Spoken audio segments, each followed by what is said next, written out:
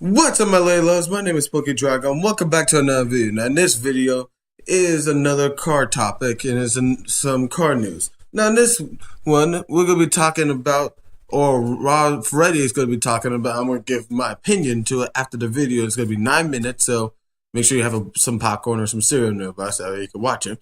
Anyways, it's going to be about the dumbest person in the world, and he did a burnout in Times Square. Like, who would do that? I know people are like, there are a lot of car doozies out there, but you don't do a burnout in a place like that. For starters, that can be really dangerous, especially if you're doing a burnout and one of your feet just go whoop, and then you go either launching into the crowd or just something goes wrong with your tires and something happens to the crowd behind you or front of you or to the side of you. Anyways, let's look at this, you guys.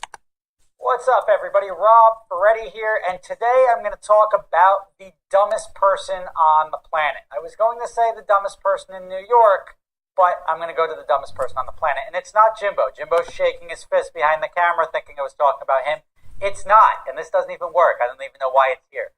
I'm talking about the idiot, and we're talking a brief moment of biblical stupidity.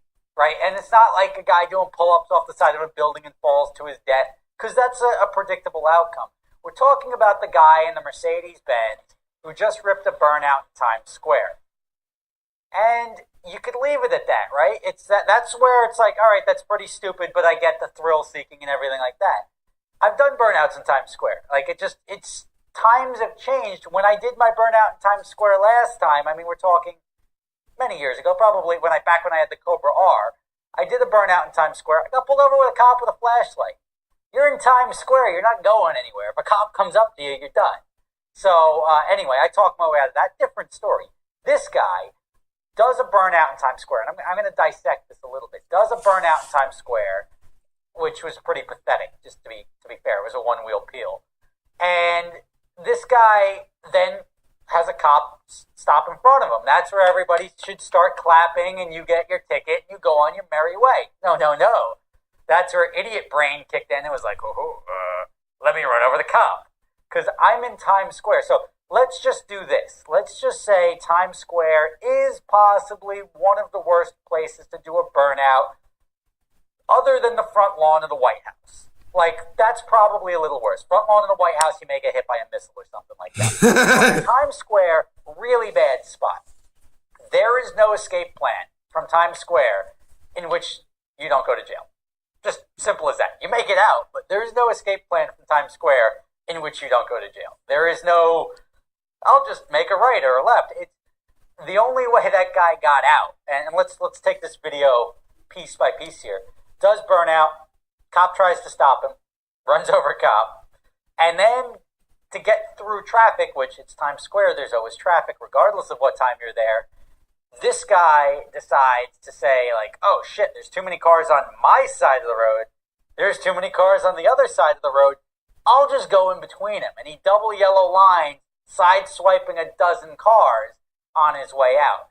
Now, that's what happened. That's not good. That's just like, the amount of charges that can come out of this. Something that was a simple burnout, like unsafe start. You can get all sorts of like creative tickets for a burnout. Unsafe start, maybe a speed contest. But ultimately, you go to court and it's like, I did a burnout, it was a lapse in judgment, whatever. I smoked my tire, I stopped, I got my ticket, you went on your way. This guy went from ticket to multiple felonies in a matter of like one decision. Like, fuck this.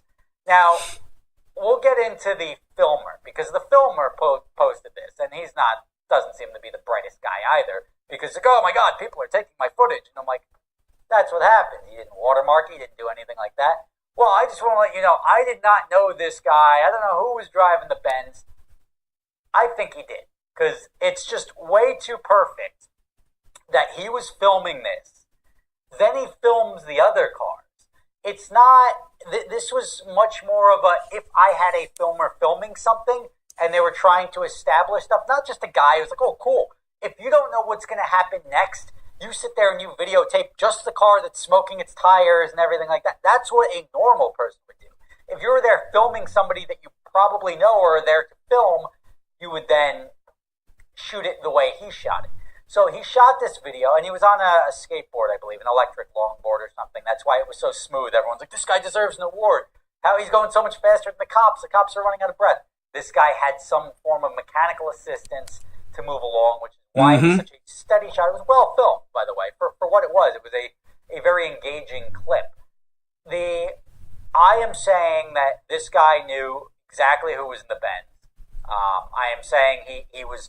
The framing, everything was far too perfect. He didn't catch the end of the burnout. There's a lot of people with a lot of cameras in Times Square. This clip stands out because it took place essentially before the action and through the action, and then obviously documented all of it. Also, on Reddit, people pointed out, he's like, I don't know, like on his Instagram channel, he stated that he didn't know the driver and he didn't know the car, but then people pointed out that the other two cars, which you could only... I'm just a layperson here. I'm not a lawyer. None of this is fact. This is my opinion from the evidence that I've seen. You could only assume that those three cars are together. They're there not as a coincidence, but they're together. Now, this guy who claims he just happened to be there filming cars in Times Square and he had no idea who this Mercedes guy was or the driver, also happened to have photos or evidence on his Instagram, according to Reddit, of that red GTR at a different point in time. So assuming that these cars are together and this guy's filmed that GTR in the past, you're going to have to assume that this guy probably knew who was driving the Benz. And I give him points for not being a snitch, because nobody likes a snitch. But you can't make statements, because now you're the second dumbest person if you're now making false statements to the police. So if the police question you in regards to a felony, and you're saying, I don't really know, and you're lying to the police, then you open yourself up to a lot of headaches as well. So I know the video isn't over, but like I want to know what you guys' opinions on that. Like, would you say, F it, I'm gonna just go ahead and do a burnout, or would you actually be smart and not do it? For me, I would never do a burnout in Times Square. I myself have done burnouts before, but they were on either closed streets or roads where very little traffic goes through. And not to mention, the places where I usually do burnouts, if I do one, I have a way to get out. There's always a way for me to get out. But when it comes to stuff like this is where I draw the line. I may do some stupid stuff. I may travel fast. I may drive fast. At times, I may do a couple, street races here and there. But this is where I cross the line, all right? There's a difference between driving fast and doing street races and doing a burnout in Times Square and something bad could happen. Because there was people watching it. You ran over a cop. You deserve whatever's coming to you. I'm sorry. You are dumb as H to do something like that. And for stuff like this as well, it's just...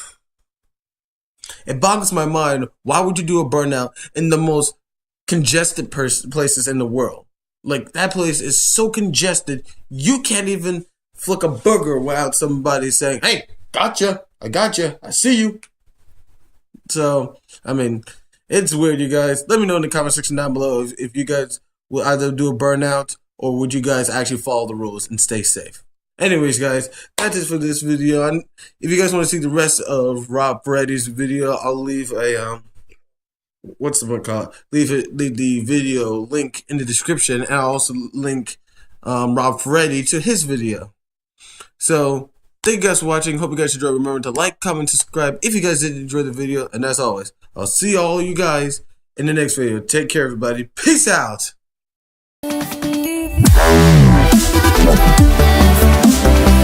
Wow.